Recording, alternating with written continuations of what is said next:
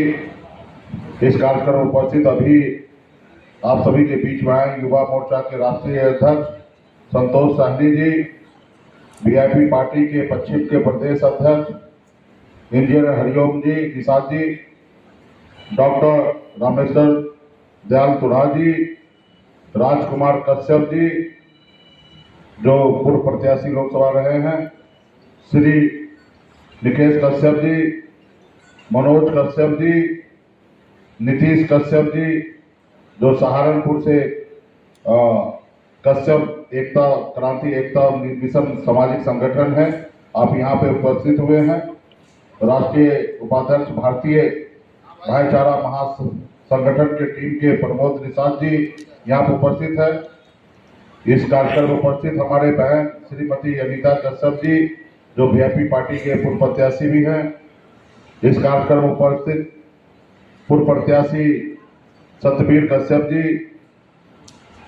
अनिल कुमार अतुल गौड़ जी जो VIP party के नेता यहाँ पे उपस्थित है, जितेंद्र कश्यप जी, नंद किशोर कश्यप जी जो सहारनपुर से यहाँ पे उपस्थित है, श्री राम नारायण कश्यप जी, श्री ओम प्रकाश कश्यप जी, वीआईपी पार्टी के नेता और उत्तर प्रदेश से लेकर बिहार तक हमारे लिए हमारे पार्टी के लिए दिन रात काम कर रहे प्रतीक कश्यप जी, एस कबीर कश्यप जी, हमारे पुराने साथी पार्टी के राष्ट्रीय महासचिव रामरतन कश्यप जी, कृष्णपाल कश्यप जी, सामाजिक संगठन के सभी साथी, नौजवान साथी, सम्मानित गार्जियन सभी को सनक मल्ला मुकेश सहनी की ओर से नमस्कार प्रणाम साथियों। आज मुझे लगता है कि पहली बार मैं पश्चिम से समझ पा रहा हूं। मैंने हरिओम जी से कहा कि अभी पार्टी पुनः 2027 के लिए समाज के अधिकार के लिए हम लोग लड़ाई लड़ेंगे और कुछ पश्चिम से हमारे साथी को 25-50 की संख्या में आप उनको बुलाइए, एक बार हम मिलेंगे। उसके बाद इधर जो पश्चिम में जो 6 मंडल है इसमें हम लोग नए सिरे से काम करेंगे कि जो शक्ति जो ताकत हमारे निषाद भाई के पास, कश्यप भाई के पास है, वो खास करके उत्तर प्रदेश में सिर्फ पूर्वांचल में ही दिखता आया है और हमेशा समाज को कभी भी जो लाभ मिलना चाहिए वो पश्चिम में नहीं मिला है। हमेशा आपका जो नाम निषाद का मतलब जो होता है वो लाभ जो हमेशा पूर्वांचल के लोग ही हमेशा उठाते रहा है और ऐसा सेम काम हमारे बिहार में भी होते रहा है। बिहार में भी समाज को उत्तर बिहार के जो लोग हैं हमेशा पटना के धरती पर बिहार के राजनीति में हमेशा दबदबा बना के रखा। विधायक, मंत्री, सांसद सभी चीज होते थे लेकिन उत्तर बिहार का, लेकिन दक्षिण बिहार से ज्यादा लोग ध्यान नहीं देते, चाहे वो पटना के नेता हो या समाज के लोगों को। जब भीड़ जुटाने की बात होता है, जब संख्या दिखाने की बात हुआ तो हमेशा बिहार में पटना में जब भी रैली हुआ तो उत्तर बिहार से ज्यादा संख्या बिहार में पश्चिम से आया, लेकिन कभी भी उनको मौका नहीं मिला। उसी तरीके से निषाद समाज की अगर बात उत्तर प्रदेश में हो रहा है तो हमेशा पश्चिम के निषाद के, कश्यप के, लोधी के हमेशा सभी टाइटल के बारे में जिक्र होता है। जब लखनऊ में बैठते हैं और हम भी निषाद का परिभाषा बताते हैं किसी पॉलिटिकल पार्टी हो या किसी मीडिया को, तो हम गर्व से कहते हैं कि पश्चिम में जो कश्यप है वो निषाद है। लेकिन निश्चित तौर पे जब मैं बिहार के और उत्तर प्रदेश की राजनीति को जब से मैं समझ रहा हूं तो बताने के लिए आपको हमेशा अगल बगल में लोग खड़ा जरूर करते हैं लेकिन आपको उसका लाभ जरूर नहीं मिलते आया है साथियों। लेकिन आप हम पे भरोसा कीजिए, मैं इस बार तो नहीं दावा कर सकता हूं कि जितना पूर्वांचल में लोगों को मैं मौका दूंगा उतना पश्चिम को दूंगा, लेकिन पश्चिम के लोग अगर अपने पैर पे खड़ा हो जाए तो मैं आपसे वादा करता हूं कि 2032 में पश्चिम से एक क्रांति होगा जो पूर्वांचल से बेहतर होगा। साथियों, संख्या आप बड़े संख्या बल में हैं। अभी हमारे साथी ने कहा कि पश्चिम में हमारे कश्यप समाज को गाजर मूली के जैसे काट दिया जाता है। आप कट रहे हैं इसलिए काट दिया जा रहा है। सच्चाई तो यही है। किचन में जाइए, सलाद बनाना है तो गाजर मूली को काटिए और खाइए, क्योंकि आसानी से कट जाता है। वही हमारे बिहार में अब जाइएगा, मछली बनाना है, गवई मछली हो, सिंगी मछली हो, जिंदा होता है, उसको इतना आसानी से कोई काट नहीं सकता है और इतना आसानी से कोई खा नहीं सकता है।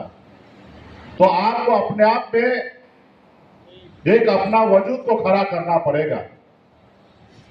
मैं आपका लीडर हूं, मैं आपको मौका दूंगा, लेकिन आपके अपने क्षेत्र में आपको ही काम करना पड़ेगा। आपको स्वयं आपको नेता बनना पड़ेगा। आपको स्वयं अपने आप को सनफ मल्ला बनना पड़ेगा, सनफ निषाद बनना पड़ेगा, सनफ कश्यप बनना पड़ेगा और आपको स्वयं अपने क्षेत्र के निषाद को, कश्यप को संरक्षण देना पड़ेगा। साथियों, मैं आपको ताकत दूंगा, मौका दूंगा, मैं आपको आवाज दूंगा, लेकिन कुछ काम तो आप ही को करना पड़ेगा। हम बिहार में रहते हैं, बिहार से पूरे देश में राजनीति करना चाहते हैं, समाज को आगे लाना चाहते हैं। कोई घटना आपके सहारनपुर में होगा और हमें पता चलेगा और वहां से हमें सहारनपुर आने में हमको 1 दिन 2 दिन का समय लगेगा। 800-900 किलोमीटर है, प्लेन का सही से रूट नहीं है, सुविधा नहीं है। अगर हम 4 चक्का से भी आएंगे तो कम से कम 14, 15, 20 घंटा लगेगा। लेकिन आप स्वयं इतना सक्षम बनिए, इतना मजबूत बनिए कि मुकेश सहनी 2 दिन में आए या 4 दिन में आए, आप वहां पे 10 मिनट में पहुंचिए और अपने समाज के साथ लड़ाई लड़के उनको न्याय दिलाने का काम कीजिए। साथी, तो इसलिए पश्चिम में अभी हम लोग 6 मंडल है, 6 मंडल में मैं भी समय निकाल के मैं आऊंगा। संगठन को मजबूत करना है। साथियों, आप लोग बहुत सारे साथी सोशल मीडिया के जरिए जानते होंगे, देखे होंगे, मैं 2016 से लगातार उत्तर प्रदेश में मैं काम कर रहा हूं। ये भी सच्चाई है कि मैं पश्चिम में कम हमेशा ध्यान दिया हूं, हमेशा पूर्वांचल में ध्यान दिया हूं। 2016 में जब डॉक्टर संजय निषाद जी जब वो जेल में थे तो पहली बार मैंने उनसे मुलाकात करके जेल से बाहर मैंने निकलवाया। उनकी पार्टी हमने बनवाई। उत्तर प्रदेश में चाहे चंपा देवी पार्क में हो, गोरखपुर हो या आजमगढ़ हो, वहां पे जहां भी रैली हुआ, बड़ी रैली हमने करवाया उनको रैली। सिंहबेड़पुर धाम में 35 फीट का गौराज निषाद जी का प्रतिमा मैंने 2016 में लगाया और एक बहुत अच्छा क्रांति उत्तर पूर्वांचल में देखने के लिए मिला। लेकिन डॉक्टर साहब उस समय में भी हमारे साथ गद्दारी किया, चिटिंग किया, सब चीज हमने किया, संसाधन हमने मुहैया किया और सोचा मुकेश सहनी के साथ रहेंगे तो इनके नीचे रहना पड़ेगा। उन्होंने रास्ता बदलकर उन्होंने अकेले निर्णय ले लिया लड़ने का। फिर मैंने देखा हमारे साथ धोखा हुआ। मैं फिर उत्तर प्रदेश से निराश होकर मैं बिहार लौट गया और वहां पे 2 साल हमने काम किया, मेहनत किया, संगठन बनाया, अपनी पार्टी बनाया और 2020 में बिहार सरकार में मंत्री बना, 4 विधायक बना। वो सरकार का मैं मंत्री बना जो मजबूत नहीं था, मजबूर सरकार था। अगर हम समर्थन नहीं देते तो 2020 में नीतीश कुमार बिहार का मुख्यमंत्री नहीं बनता। ये ताकत हमारे पास आया साथियों, और मंत्री बनकर अपने समाज का लाभ दे रहा था, काम कर रहा था। नीतीश कुमार जी से, बिहार के मुख्यमंत्री से मिलना होता था तो हम समय नहीं लेते थे, सिर्फ हम जानकारी दे देते थे कि मैं आ रहा हूं और उनके दरवाजे पे जाने से पहले दरवाजा खुला हुआ रहता था। ये ताकत हमारे पास था क्योंकि सरकार का चाबी मेरे पास था। उसके बाद कुछ उत्तर प्रदेश से साथी पहुंचे बिहार, और सभी ने आग्रह किया कि एक बार आपके साथ धोखा हुआ, पुनः आप हमारे साथ चलिए। और मेरे मन में भी लोभ है, क्योंकि मुझे पता है कि निषाद समाज को आरक्षण दिलाना इतना आसान नहीं है। हम एक राज्य में राजनीति कर कर किसी दिल्ली के सरकार को झुका नहीं सकते हैं। जब हमारे पास 3 राज्य का ताकत होगा, बिहार, उत्तर प्रदेश और झारखंड, 3 राज्य का जब ताकत होगा, तो दिल्ली के बड़े से बड़े सरकार को झुका सकते हैं। साथियों, दिल्ली के बड़े से बड़े सरकार को झुका सकते हैं, क्योंकि आप जानते हैं कि 3 राज्य में 136 लोकसभा सीट है। साथियों, ये तीनों राज्य में अगर निषाद समाज, कश्यप समाज अगर एक पैर पे अगर खड़ा हो जाए, तो 50 से अधिक लोकसभा सीट निषाद समाज में वो ताकत है कि हरा सकते और जिता सकते, ये ताकत है साथियों। और मुझे लगा कि सिर्फ बिहार से ताकत से दिल्ली का सरकार नहीं घबराएंगे, इसलिए हम उत्तर प्रदेश में पुनः हम एनडीए में मंत्री रहते हुए और उत्तर प्रदेश में मैं फिर आया और पार्टी को लॉन्च किया, और एक उत्तर प्रदेश में एक बहुत बड़ा माहौल हमने खड़ा किया, और हमने एक नारा दिया था कि आरक्षण नहीं तो गठबंधन नहीं, और गठबंधन नहीं तो वोट नहीं। ये हमने नारा भाजपा के लिए हमने दिया था। वीरांगना फूलन देवी के लिए 18 फीट का प्रतिमा 18 मंडल में लगाने का हमने निर्णय लिया, और मजबूती से हम लोग काम कर रहे थे। एक बहुत बड़ा माहौल खड़ा हुआ, और अमित शाह को झुकना पड़ा, माफी मांगना पड़ा, गलती का एहसास करना पड़ा, जब योगी जी ने हमें बनारस एयरपोर्ट पे पकड़कर और बाहर निकलने नहीं दिया, वहां से हमें कलकत्ता भेज दिया, जबकि हम मंत्री थे, और कार्यक्रम करने के लिए रोक दिया। और अमित शाह जी का फोन आया कि हम कल आपसे बात करेंगे, जो हुआ वो गलती हुआ है, कृपया करके मैं आपसे आग्रह करता हूं कि इस मामला को आगे मत बढ़ाइए, क्योंकि चुनाव का साल है। हमने बोला ठीक है, और फिर मैंने बात किया तो उन्होंने कहा कि आप हमें मदद कीजिए। हमने कहा हम मदद करने के लिए तैयार हैं, आप उत्तर प्रदेश में निषाद, बिहार के निषाद को आरक्षण लागू कीजिए। तो उन्होंने कहा कि ये अभी चुनाव का समय है, पॉसिबल नहीं है, चुनाव के बाद हम आपको इस पे निर्णय लेंगे, लेकिन अभी आप कुछ सीट लेकर आप यहाँ पे आप राजनीति कीजिए। हमने कहा नहीं, क्योंकि हम लोगों ने संकल्प लिया है कि आरक्षण नहीं तो गठबंधन नहीं, और गठबंधन नहीं तो वोट नहीं, ये नारा हमने दिया है। बगैर आरक्षण का कोई समझौता नहीं होगा। उसी समय में जब देखा कि मुकेश सहनी बागी हो चुका है, ये बात मानेंगे नहीं, तो डॉक्टर संजय जी के कंधे पे हाथ दे दिया और उन्हें अपने साथ रख लिया। अगर उस समय में डॉक्टर साहब हमारा साथ देता, इस समाज का साथ देता, तो अमित शाह जी उसी समय में मजबूर हो जाते और आपका आरक्षण लागू करने के लिए सोच बना लेते और आपसे घोषणा करता, या जो उनको उचित लगता वो करते। लेकिन हमारे डॉक्टर साहब ने उस समय में भी समाज से और हमारे साथ गद्दारी किए, और भारतीय जनता पार्टी से 10 टिकट पे समझौता उन्होंने कर लिया और राजनीति किए। और हम भी जोश में जो हमने कहा उससे हम पीछे नहीं हटे, और हमने 55 जगह उत्तर प्रदेश में चुनाव लड़ा, और मजबूती से पूरे उत्तर प्रदेश में हर मंच पर जाकर हम एक नारा देते थे कि आप सपा हो या बसपा हो, जिनको भी वोट देना दीजिए, लेकिन भाजपा को मत दीजिए। आप वीआईपी पार्टी जहां लड़ रहा है वहां दीजिए, जहां नहीं लड़ रहा है वो आप सपा, बसपा, कांग्रेस जिनको देना दीजिए, लेकिन भाजपा को मत दीजिए। और उसके बाद चुनाव के बाद आपने देखा, आपके अधिकार के लिए लड़ाई लड़ने की वजह से हमारा विधायक को खरीद लिया, वो सरकार से बाहर कर दिया, जिस सरकार का मैं चाबी था उस सरकार से हमें बाहर कर दिया।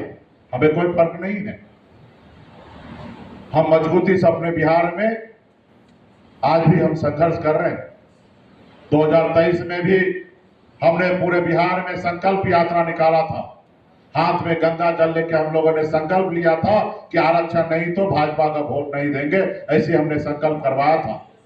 उस समय में भी भाजपा झुका हमारे सामने में, क्योंकि नीतीश कुमार जी लालू जी के साथ चले गए थे और हमसे बात किए कि चुनाव से पहले हम आरक्षण पे चर्चा करेंगे और हम घोषणा करेंगे और जो हम आरक्षण आने वाले समय में लागू करेंगे। 7 को लोकसभा सीट भी देने के लिए तैयार हो गया, Y+ का सुरक्षा भी हमें दे दिया। और जब चुनाव में नजदीक आए, हमने कह दिया कि बगैर आरक्षण का समझौता का हम आपके साथ खड़ा नहीं हो सकते हैं। उस जगह पे फिर उन्होंने नीतीश कुमार जी को 16 सीट देकर और इंडिया गठबंधन से तोड़कर और अपने साथ ले आए। अगर उस समय नीतीश जी नहीं अगर आते तो उस समय भी वो आरक्षण पे चर्चा करके और चर्चा अगर आरक्षण लागू करते या घोषणा करते, ये ताकत हमने बिहार में बना लिया था। जैसे नीतीश कुमार आए तो उन्होंने मन को बदल लिया। उन्होंने सोचा मुकेश सहनी कितना ही नुकसान कराएंगे, उतना नुकसान हम झेल लेंगे, लेकिन ये हम अभी नहीं करेंगे। और उसके बाद हम लगातार बिहार में लड़ाई लड़ रहे थे। आपने देखा पिछले सरकार में तो चुनाव में 2025 में बिहार में सरकार बनता तो 1 नंबर के कुर्सी पर तेजस्वी प्रसाद यादव जी बैठते, तो डिप्टी सीएम आपका भाई सन ऑफ मल्लाह वहां पे बिहार में बनता साथियों। और हम लोगों ने बहुत अच्छा माहौल बना लिया था। लेकिन चुनाव के समय में भारतीय जनता पार्टी ने 1,65,00,000 महिला को 10-10 हजार रुपया खाता में दे दिए और उनको कहा कि 10 हजार रुपया एडवांस है, हमारी सरकार बनने के बाद 2-2 लाख रुपया देंगे। और 40,000 करोड़ रुपया खजाना से लुटाकर और जनता को गुमराह कर और उन्होंने सरकार बना लिया। 4% वोट हमारे पास और आता तो हमारी सरकार बन जाती। तो खैर कोई बात नहीं, हमें लग रहा था कि हम उत्तर बिहार में डिप्टी सीएम बन के उत्तर प्रदेश में बहुत अच्छे से काम करेंगे, लेकिन सरकार नहीं बना। उसके बाद हमने सोचा पहले बिहार में अपनी जमीन को वापस करना है और उत्तर प्रदेश में अभी 5 साल के लिए हम पीछे हटते हैं। और ये रणनीति पे हम लोग जैसे काम कर रहे थे, उसके बाद हमने देखा डॉक्टर साहब को रोते हुए टीवी पे, हमने देखा कि रो रहे, वो मान रहे कि उनके समाज के साथ गलत हो रहा है, वो मान रहे कि उनके बहू बेटी के साथ बलात्कार हो रहा है, उनके लोगों पे मुकदमा दर्ज किया जा रहा है, उनको उठा के जेल भेजा जा रहा है और वो रो रहे। तो हमें एहसास हो गया कि डॉक्टर संजय निषाद जी का राजनीति अभी भारतीय जनता पार्टी खत्म करने में लग गया है। जो अपने आप को कह रहे हैं कि हम पॉलिटिकल गॉडफादर हैं, वो निषाद के आरक्षण की बात छोड़कर एक मस्जिद को तोड़कर मंदिर बनाने की बात करने लगे हैं। क्या हमारा ये लड़ाई है? हमारा कभी ये लड़ाई नहीं है साथियों कि किसी मस्जिद को तोड़कर मंदिर बनाएं। हम हर धर्म को सम्मान करते हैं। हमारे लिए लड़ाई वही है जो हमारा भाई भूखा है उनको खाना खिलाना है। हमारा लड़ाई वही है कि जो हमारा भाई पढ़ लिख कर रोड पे घूम रहा है, उसको नौकरी नहीं लग रहा, इसके लिए हमें आरक्षण की जरूरत है, हमें वो लड़ाई लड़ना है। और वो मस्जिद तोड़ने की बात कर रहा है। और आप समझ सकते हैं कि इंडिया गठबंधन में जो मस्जिद तोड़ने की बात करे, क्या अखिलेश यादव कभी उनसे समझौता कर सकता है? कभी समझौता नहीं करेगा। और जब भारतीय जनता पार्टी लात मारेंगे तो अब डॉक्टर साहब कहां जाएंगे, क्योंकि उनके पास कोई अवसर नहीं है। उस समय मैंने देखा कि इसको जाल में फंसा चुका है। ऐसे समय में अगर हम उत्तर प्रदेश नहीं आएंगे तो निषाद कश्यप का राजनीति जो है पूरे उत्तर प्रदेश में खत्म होगा साथियों, बहुत खत्म हो जाएगा। ये भी बात सही है कि आपको बहुत लाभ नहीं मिला है। आजादी के 77 साल बीत गया, लेकिन आपको जो मिलना चाहिए वो आपको नहीं मिला है।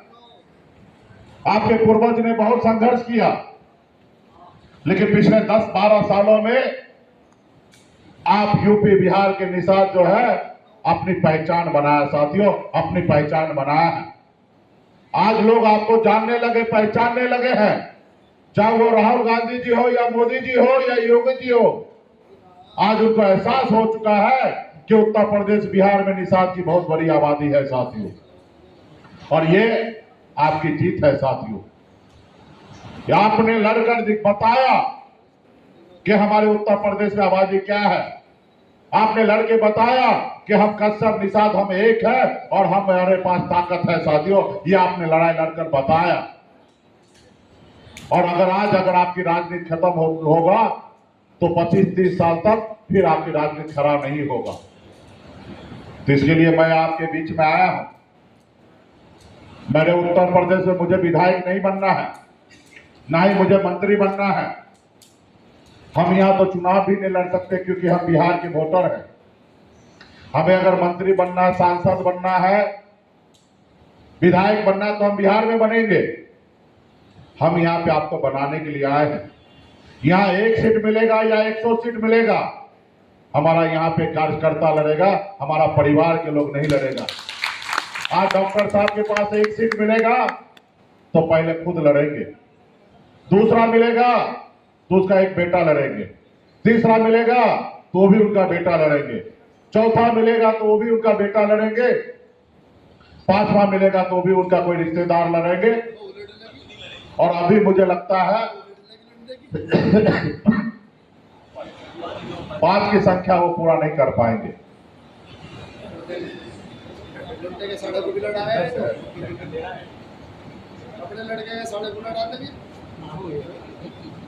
लेकिन वीआईपी पार्टी का 1 सीट भी मिलेगा तो वीआईपी पार्टी का निषाद का कोई उपजाति वो लड़ेंगे, दूसरा भी होगा तो भी निषाद का कोई कार्यकर्ता लड़ेगा, तीसरा होगा वो भी निषाद समाज का कोई व्यक्ति लड़ेगा, चौथा होगा वो भी किसी निषाद भाई लड़ेगा, पांचवा होगा वो भी किसी निषाद लड़ेंगे।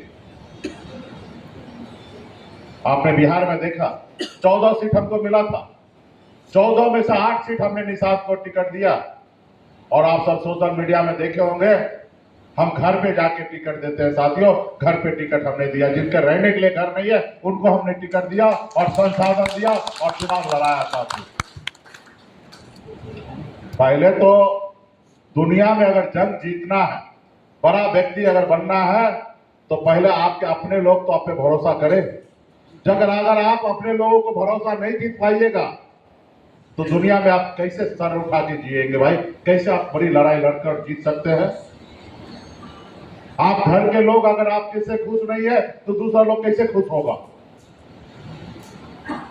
राजनीति में भी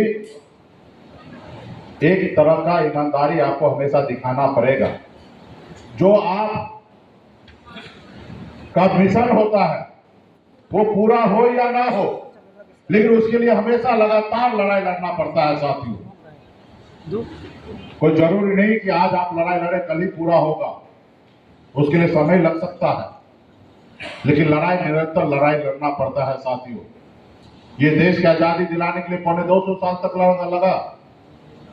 कई पीढ़ी लड़ाई लड़कर मर गए, लेकिन लड़ाई लड़ते रहे हमारे पूर्वज, तब जाके ये देश आजाद हुआ। उसी तरीके से अगर आप आरक्षण की लड़ाई लड़ रहे हैं, आप लड़ते रहिए, एक दिन आपको आरक्षण मिलेगा। जब आप मोदी जी की सरकार आने के बाद EWS स्वर्ण जाति के ब्राह्मण, ठाकुर, भूमियार ऐसे लोगों को अगर आरक्षण मिल सकता है तो भाई आपको क्यों नहीं मिल सकता है? बगल में आप दिल्ली है, वहां पे निषाद के सभी उपजाति को आरक्षण है। बिहार के बगल में बंगाल है, वहां निषाद के सभी उपजाति को आरक्षण है। जब हमारे एक भाई को आरक्षण है तो हमें क्यों नहीं? सिर्फ आप सही से लड़ाई नहीं लड़े हैं साथियों, इसलिए नहीं मिला है। आज हम 3 राज्य में राजनीति कर रहे हैं। जिस रोज हमारे पास 15-20 सांसद होगा उस रोज आरक्षण लागू हो जाएगा साथियों, उस रोज आरक्षण लागू हो जाएगा। और क्यों नहीं होगा 15-20 सांसद? जब अखिलेश यादव जी एक राज्य में 36-40 सांसद बना सकते हैं तो मुकेश सहनी क्यों नहीं 3 राज्य में? निषाद अगर अपने पैर पे खड़ा हो जाए तो 15 सांसद 20 सांसद क्यों नहीं हो सकता है साथियों? एक समय था लालू जी का बिहार और झारखंड मिला के 50-50 सांसद हुआ करता था। दिल्ली के सरकार कहते उठो तो उठते थे और बैठो तो बैठते थे। ऐसी पावर होता है साथियों, सर पावर। हम आप लोगों से यही आग्रह करने के लिए आए हैं कि संगठन को मजबूत कीजिए। हम अभी समय आने वाले समय में उत्तर प्रदेश में, पश्चिम में भी ज्यादा से ज्यादा समय हम देंगे। यहाँ पे आपको हम भागीदारी देंगे। जरूरी है कि आपको अपने पैर पे खड़ा होना। और मैं अभी 27 के लिए बहुत ज्यादा तो नहीं कह सकता हूं, लेकिन 32 तक आपको अपने पैर पे खड़ा होना है और अपनी लड़ाई लड़कर अपनी आरक्षण लेना है। साथियों, आपको एक और बात पता होगा, राहुल गांधी जी का भी नारा है कि देश में जाति आधारित गणना कराएंगे और जिस जात की जितनी संख्या है उनको उतने आरक्षण दे देंगे। ये जो 50% का जो दीवार है उसको तोड़ेंगे और आपके बीच में आरक्षण को बांटेंगे और हमारी बड़ी जीत होगा। साथियों, आज तो हम कह रहे हैं कि हमारे आरक्षण एससी का दो। एससी में ऑलरेडी 22% की आबादी है हमारे राम भाई का, दलित भाई का, उसमें 12% अगर और जुड़ता है तो 22 और 12 34% होता है। लेकिन कोटा जो है वो 15% का ही है। कोटा बढ़ाएंगे कि नहीं बढ़ाएंगे वो बात की बात है। लेकिन अगर आपको 29 में अगर हम देश के प्रधानमंत्री राहुल गांधी जी को बना लेते हैं, 3 राज्य में हम अगर 15 पार भी अगर सांसद बना लेते हैं तो आपका भाई भारत सरकार में कैबिनेट मिनिस्टर बनेगा और पूरे भारत में जिस जाति का जितना संख्या है उतना उनको आरक्षण मिलेगा। साथियों, उतना आरक्षण मिलेगा तब आपके घर में कलेक्टर पैदा होगा, आपके घर में डॉक्टर होगा, इंजीनियर होगा। और हमें लगता है कि देश के सबसे बड़ा जो आजादी की लड़ाई के जैसे मंडल कमीशन लागू हुआ और तमाम देश में ओबीसी समाज के लोग अपने पैर पे खड़ा होकर सर ऊंचा करके अपनी जिंदगी आज जी रहे हैं। अगर इस समाज में अगर थोड़ी भी अगर सरकारी नौकरी है तो ये मंडल कमीशन का देन है। साथियों, जब मंडल आरक्षण लागू हुआ ओबीसी का 27%, आज उसी का देन है कि आज आप कहीं पे प्रधान भी है तो उसी का देन है। साथियों, आप कल्पना कीजिए कि देश में जाति आधारित गणना होगा और पूरे आरक्षण को जो जाति जितने भी परसेंटेज है उतना परसेंट उनको आरक्षण लागू हो जाएगा तो आपको कितना लाभ मिलेगा। साथियों, तो इसके लिए हम लोग अभी संकल्प यात्रा निकालेंगे। 101 दिन का ये यात्रा है। पूरे उत्तर प्रदेश में मैक्सिमम जिला जहां पे संगठन मजबूत होगा, जहां पे ज्यादा से ज्यादा कार्यकर्ता होगा, वहां पे पश्चिम में यह यात्रा होगा। और हाथ में गंगा जल लेकर, क्योंकि हम गंगा पुत्र हैं, और हाथ में गंगा जल लेके एक ही संकल्प करना है कि अपने बच्चे का अधिकार के लिए, उनके रक्षा के लिए भाजपा अगर आरक्षण नहीं देगा तो भाजपा को वोट नहीं देंगे। ऐसे हाथ में गंगा जल लेके संकल्प करवाना पड़ेगा। जब संकल्प आप कीजिएगा तो आपके अगल बगल में सोशल मीडिया वाला टीम होगा, एक एक वीडियो बनाएंगे और मोदी जी को ट्वीट करेंगे, योगी जी को ट्वीट करेंगे, अमित शाह जी को भेजेंगे, राहुल गांधी जी को भेजेंगे, अखिलेश जी को भेजेंगे। और उस समय में उनको पता चलेगा कि निषाद समाज ने हाथ में गंगा जल लेके संकल्प ले लिया है कि अब अपने बच्चे का अधिकार दिला के रहेगा। अगर इनको आरक्षण नहीं देंगे तो ये हमें वोट नहीं देगा। ये एहसास आपको कराना होगा।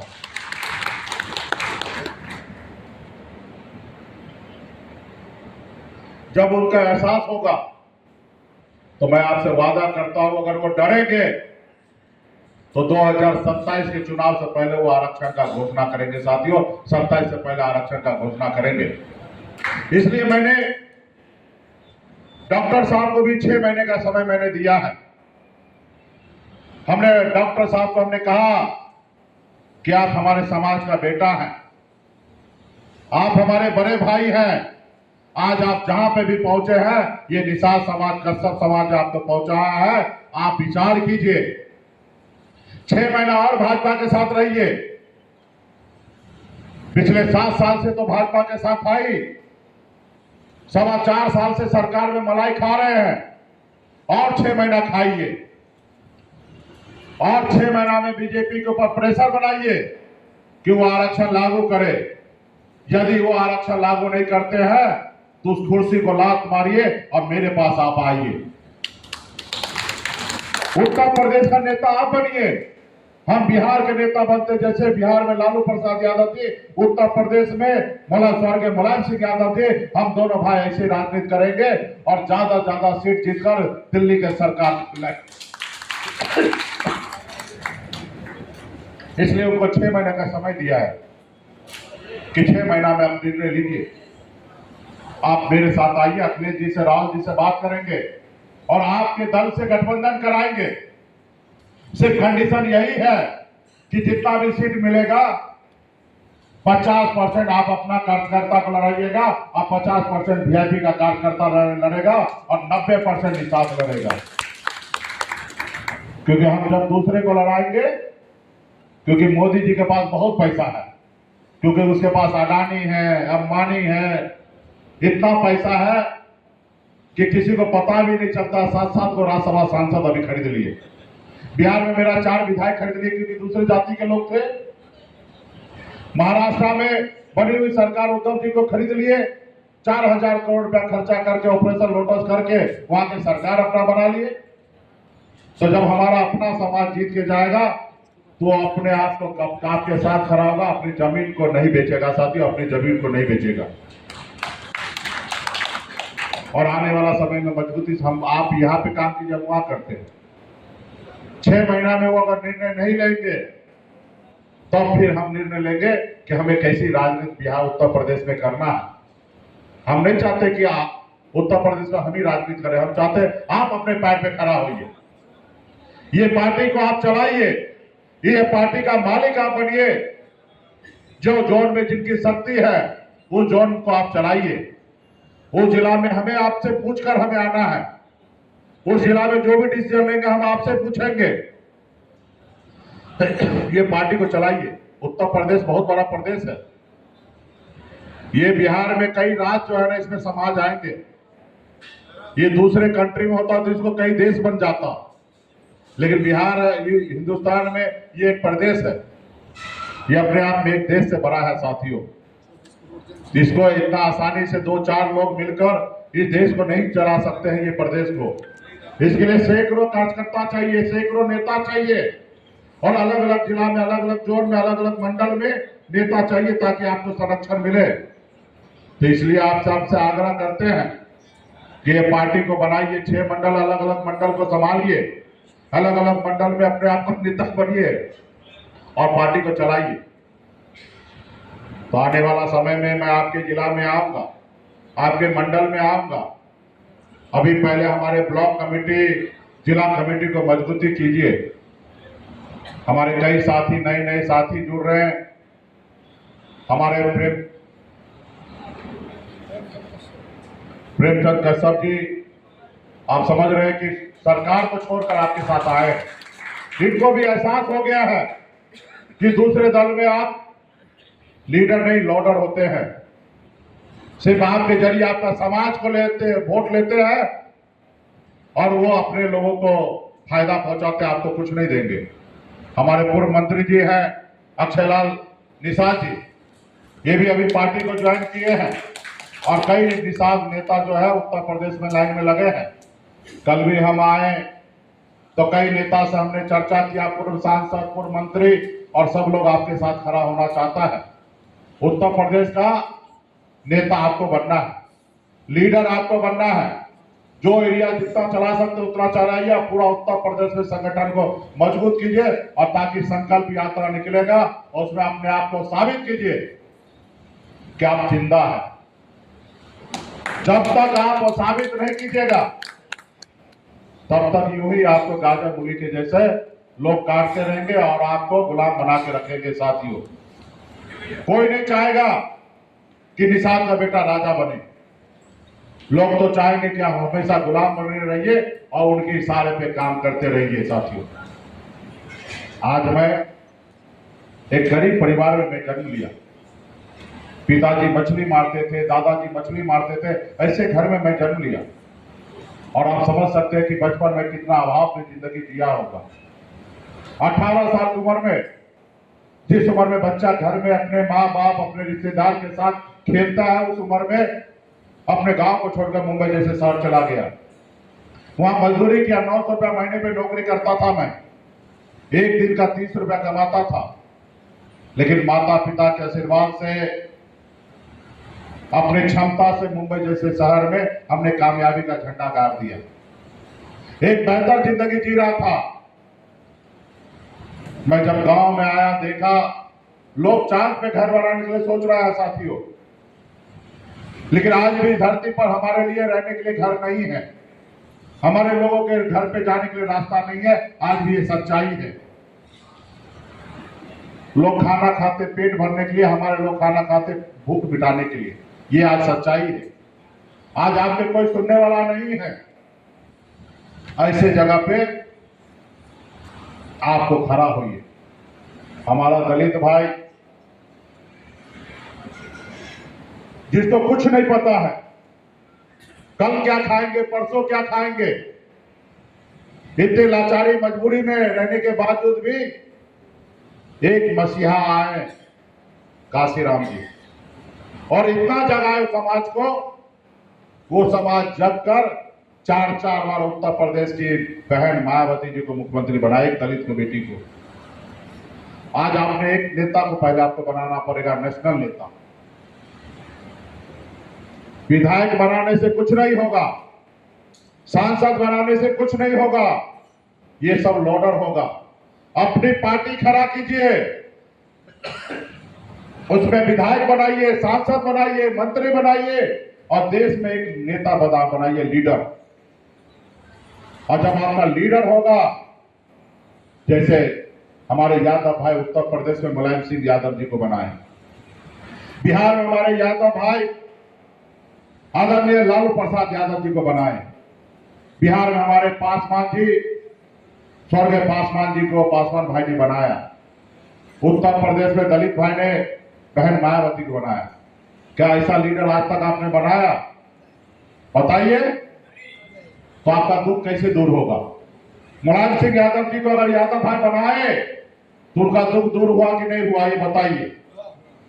तो आपको भी नेशनल नेता बनाइए साथियों। आपके पास कोई ऑप्शन नहीं है। जैसे संजय निषाद जी आए, आपको धोखा दिया, आप मान रहे हैं, हम भी मान रहे हैं कि समाज के साथ उन्होंने गद्दारी किया। कल कोई और आएगा, आप उससे भरोसा कीजिए। परसों कोई और आएगा, उस पर भी भरोसा कीजिए। हो सकता है वो भी गद्दार निकल जाए, लेकिन कभी ना कभी तो कोई एक अच्छा नेता आपके साथ लीडर आएगा जो आपके हक की बात करेगा और आपको इस मंजिल तक लेके जाएगा।